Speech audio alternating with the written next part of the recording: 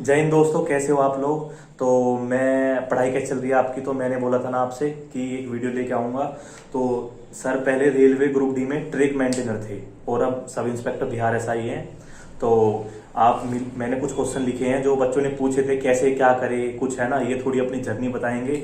Sir का नाम विकास शर्मा है, सर पटना में ही पोस्टेड है मेरे साथ, मेरे थाने में ही। ठीक है, तो चलो पुटअप करते हैं, सर से पूछते हैं। तो सर आपकी कौन सी जॉब थी। मेरी रेलवे में ग्रुप डी की जॉब में था मैं। हाँ, थोड़ा तेज बोलिए सर। ग्रुप डी का जॉब में था मैं। तो मुझे ट्रैक मेंटेनर का पोस्ट मिला था। ओके, तो सर जॉब का नेचर कैसा था, मतलब कि जॉब हार्ड थी, इजी थी। बच्चे बोलते हैं सर, हमारे कुछ बच्चे हैं जो बिहार पुलिस में है, बोलते हैं तैयारी करनी है। तो उससे जैसे बच्चा जॉब में है तो तैयारी कैसे करे, थोड़ा मतलब बताइए, क्योंकि हमने सुना है ग्रुप डी की बहुत हार्ड होती है जॉब। देखो, ग्रुप डी में भी कई पोस्टें होती हैं अलग अलग। अब नंबर पे भी डिसाइड नहीं होता है कि कितने क्या नंबर पे ग्रुप डी में कौन सी पोस्ट मिले। कई बंदे ऐसे थे, मेरे खुद के ग्रुप डी में 88 नंबर थे और उसके बावजूद मुझे ट्रैक मेंटेनर मिली। अब तो ट्रैक मेंटेनर का नेचर कैसा होता है जी। जब जॉब करनी ही थी तो ट्रैक मेंटेनर की भी की हमने। तो ट्रैक मेंटेनर का क्या है, पहले तो बड़ी लगता था कि वो जॉब लग गई, रेलवे में जॉब लगी, और कई चैनलों पे भी लगा डला रहता था अब की बार रेलवे पार। तो हम भी रेलवे को पार करने लगे। जब वहां पहुंचे तो पहले दिन तो हमें पेड़ लगाने का काम बताया गया। ग्रुप डी में पेड़ लगाना है। उसके बावजूद कई काम ऐसे ऐसे ट्रैक को मेंटेन करना, नाइट पेट्रोलिंग करना। और ग्रुप डी में जो पेट्रोलिंग वगैरह होती है वो एकदम ह्यूमन नेचर के जस्ट अपोजिट होती है। मतलब कैसे, जैसे नाइट पेट्रोलिंग है तो वो सर्दियों में चलेगी, और सर्दियों में भी तब चलेगी जब वो हाई कड़ाके की ठंड हो। मतलब कहना चाहते हैं कि आप जॉब बहुत हार्ड है। बिल्कुल बिल्कुल। तो आपने फिर इतनी हार्ड जॉब के साथ तैयारी कैसे की। अब इस हार्ड जॉब को और देखो कितनी हार्ड है, बताऊं इसका। अब ये गर्मियों में भी पेट्रोलिंग चलती है। गर्मियों में नाइट की नहीं, डे की पेट्रोलिंग चलेगी, और वो भी तब चलेगी जब टेम्परेचर 40 डिग्री से तो ऊपर ही होगा, और तुम्हें वहां अकेले सामान लेके जाना पड़ेगा। तो फुल सामान लेके। फिर आपने अपनी जॉब के साथ तैयारी कैसे की, मतलब कहीं तो आपने टाइम चुराया होगा। देखो टाइम तो कैसे चुराया, टाइम मैनेजमेंट, यही तो हम बच्चों को अपना बताना चाहते हैं कि टाइम मैनेजमेंट कैसे बिल्कुल। करें? टाइम का क्या है, जैसे जॉब है, अब जॉब अपन कर रहे हैं तो वो तो बिल्कुल सिंसियरिटी के साथ करना ही पड़ेगा। अगर आपने थोड़ा ऊपर नीचे करा तो दिक्कत हो जाएगी। ऊपर नीचा किया तो दिक्कत तो खैर होना ही है, उसमें क्या है। और जैसे आप तुम पेट्रोलिंग कर रहे हो तो पेट्रोलिंग में तुम पढ़ नहीं सकते हो बिल्कुल भी, क्योंकि लाइन पे चलना है तुम्हें, तो गाड़ी का भी आता रहता है। और हमारे पास ऐसा कोई सिस्टम नहीं है अभी ग्रुप डी में कि जिससे कि ट्रैक मेंटेनर को ये पता चल जाए कि गाड़ी आ रही है। अभी तुमने कई बार देखा होगा कि ट्रैक मेंटेनर मतलब ट्रेन से उनका एक्सीडेंट में उनकी जान भी चली जाती है। तो ये सब तो खतरे, मतलब रिस्क आप कहना चाहते हो, रिस्क की जॉब है, फुल रिस्क है। तो अब रिस्क तो बच्चे कुछ बोल रहे थे कि रिस्क तो इस जॉब में भी है, दरोगा की जॉब में आप दरोगा को मुंह हुए हैं, तो रिस्क तो इसमें भी है। आपकी सैलरी तो डबल है, ये तो मानना पड़ेगा। देखो ऐसा है, रिस्क तो हर जगह है। अपन घर से रोड पे सामान लेने के लिए निकलते हैं तो वहां भी रिस्क है। सही बात है। लेकिन ग्रुप डी में जो रिस्क है वो रिस्क का नेचर कुछ अलग है भाई। नेचर टू नेचर डिपेंड करता है। बिल्कुल, ग्रुप डी का जो रिस्क है वो ज्यादा रिस्क है। दरोगा का रिस्क ठीक है हर जगह रिस्क है, लेकिन ग्रुप डी को ट्रैक मेंटेनर जो है उन लोगों को उस हिसाब से वैल्यू नहीं दी जाती जिस हिसाब से वो रिस्क के हिसाब से काम करते हैं। ये बात आपकी बिल्कुल लाजमी है। तो बच्चों का ये क्वेश्चन हो रहता है कि जैसे अभी जॉब करके आए, तो जैसे ट्रैक मेंटेनर की आपकी जॉब थी, पूरी हार्ड वर्क करके आए तो थकान हो जाती है। बिल्कुल होती। तो वो थकान को कैसे दूर करें। एक बार मेरे पास एक बच्चे का फोन आया, सर मैं 9 से 10 घंटे काम करता हूँ और बॉडी बिल्कुल थक जाती है, तो मैं कैसे पढूं। क्योंकि मेरे पास ऐसे बच्चे भी हैं जिनके पास जॉब नहीं है, लेकिन वो इतने घंटे नहीं पढ़ पा रहे जितने की आप पढ़ लेते हो जॉब के बावजूद भी। तो उनको कैसे हम मोटिवेट करें कि वो बच्चे पढ़ पाए, ये कुछ बताइए, जो घर पर भी है और जो जॉब में भी है, दोनों के लिए। जैसे जो लोग जॉब में है मैं प्रॉपर उन्हीं को बताता हूँ, घर पे है उनका तो ठीक है पढ़ना है, लेकिन जॉब वालों के साथ तो नहीं, पहले उनका बताइए जो घर पर है, उनको मोटिवेशन कैसे मिले, मतलब पढ़ना है तो उनके लिए पहले बताइए, फिर जॉब वालों के लिए दोबारा बताइए। देखो, अगर तुम्हें पढ़ना है तो मैंने भी देखा है कि जैसे जॉब लग गई मेरी इसमें सब इंस्पेक्टर, जब सब इंस्पेक्टर का लग गया तो फिर पढ़ाई में तभी आगे हो सकती है जब तुम सब इंस्पेक्टर हो या फिर सब इंस्पेक्टर की ही तैयारी कर रहे हो, ऊपर तुम किसी भी चीज की तैयारी कर रहे हो, जब तक तुम्हें उस जॉब के प्रति अट्रैक्शन नहीं होगा कि हाँ मुझे करना है, हाँ मुझे कुछ बनना है, और वो जॉब से तुम सेटिस्फाई नहीं होगे कि हाँ हमारी ये जॉब है, बहुत शानदार जॉब है, तो इसका मतलब आप ग्रुप डी से सेटिस्फाई नहीं थे? बिल्कुल नहीं थे। सेटिस्फाई होते तो ये जो हम यहाँ होते नहीं। बिल्कुल सही बात है। तो अब जैसे कि बच्चे, जैसे कोई 6 घंटा पढ़ रहा है, कोई 8 घंटा पढ़ रहा है, तो आपके अनुसार मिनिमम दरोगा के लिए कितना घंटा पढ़ना जरूरी होगा?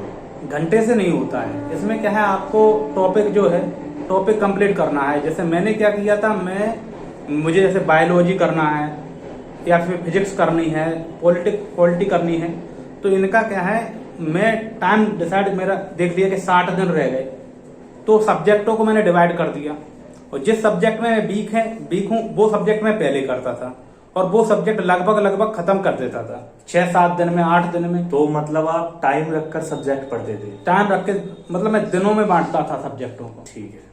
तो अभी बच्चे पूछ रहे थे सर, जैसे अभी पेपर आ गया है तो अब डर लग रहा है, डर को कैसे दूर करें? देखो, डर तो हमें भी लगता था। जैसे मैंने टेस्ट सीरीज ज्वाइन की थी तो वहाँ कई बंदों के नंबर हमसे ज्यादा आते थे, लेकिन मुझे अपने ऊपर पूरा भरोसा था कि हम जो पढ़ रहे ऑथेंटिक ही पढ़ते थे। तो सर मतलब सुनो तो, हाँ जी, जैसे इसमें कंप्यूटर नहीं था, इसका जो मेंस में, दरोगा के मेंस में, और करंट अफेयर्स भी इतना नहीं था, तो कई बंदे जो थे वो करंट अफेयर्स और कंप्यूटर में अच्छी खासी मेहनत करते थे, जबकि मैं करंट अफेयर्स कंप्यूटर में मेहनत नहीं की।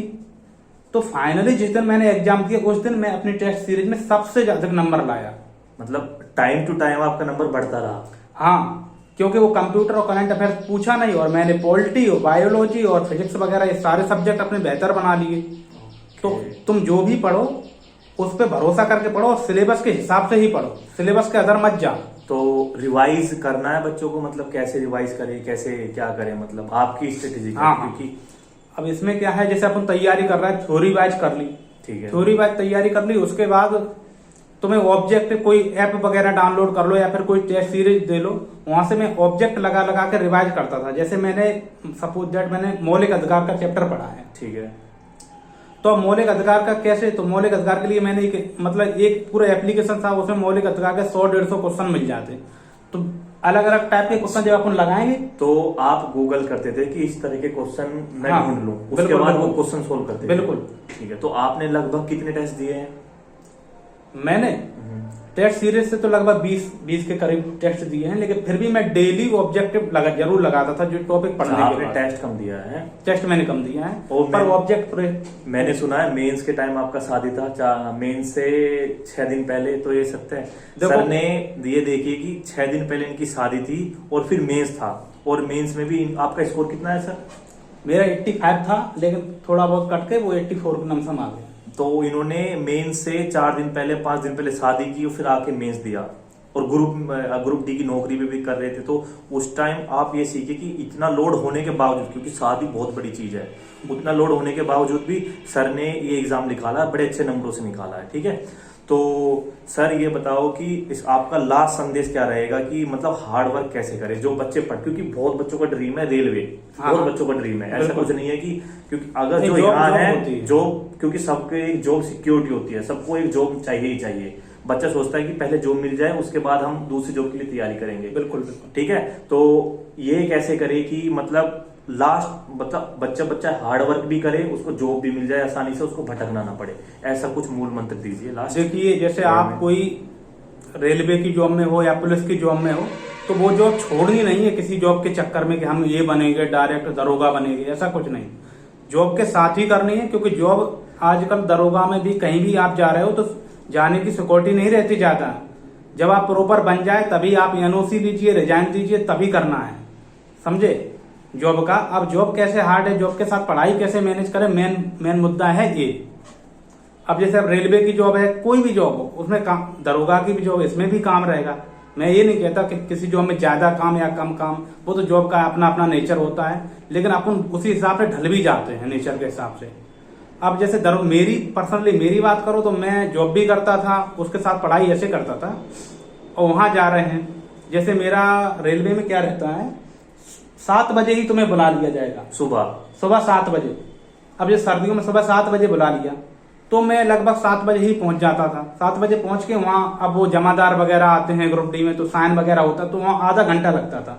तो तनिष भाई मैं क्या करता था, आधा घंटे में अपना वो मोबाइल लिया, अच्छा, उसमें आप टाइम का यूटिलाइज करते थे। सुनो तो पूरा, इसमें बड़ा आनंद है। वहाँ पढ़े मतलब लगाता रहता था मैं। टाइम की थोड़ी कमी है, थोड़ा जल्दी। हाँ, तो वहाँ क्वेश्चन वगैरह लगाते रहते। उसके बाद क्या है, रेस्ट हुआ, लंच हुआ, तो अपन 15 मिनट में खाना खा लेते हैं। बाकी के 45 मिनट जो बचते थे मैं उनमें भी लगाता रहता था। लेकिन फिर भी लंच होने के तुरंत बाद तो आप लोग तुरंत अपने ड्यूटी पे जाते रही हो काम पे, कहीं धूप भी पड़ रही हो, जाने में आधा पौन घंटा इतना लेट हो जाता है मैनेज करने में। तो लगभग लंच में 1 घंटा तो प्रॉपर आप पढ़ ही सकते हो। उसके बाद जब अपना मतलब ड्यूटी से छुट्टी होने को होती है ना, तो अगर टाइम मिला तो पढ़ लिया, और नहीं मिला तो फिर घर पे जाके जो कुछ मतलब दूध पीना है, चाय पीना, वो पियो, फिर बाकी लग जाओ। और अपने जो तुम्हारे साथ के जो नए बंदे ज्वाइनिंग करेंगे उनके साथ पढ़ना। मतलब मेरे साथ क्या था, मेरे लड़के जो थे मैं उन्हें भी मोटिवेट करता रहता था। कहने का मतलब ये है, सारांश ये है, सर बोल रहे हैं एटमोस्फेयर अच्छा बनाना है।